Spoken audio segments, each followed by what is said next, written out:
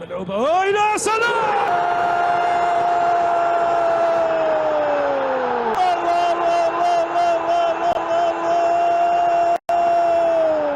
تهتز شباك العيجي، يتمكن من هز شباك الحارس أحمد سليمان بكرة ثابتة. قلت بأن حان الوقت لذلك، الوقت قد حان وقد استمع إلى ذلك. العيجي بهذه الكرة وتهتز الشباك والمدرجات، تتحرك بالسعادة والفرحة في الزاوية البعيدة والصعبة والمستحيلة، وفي الزاوية 90 وحيث مسكن الشيطان يتمكن العيجي يضغط.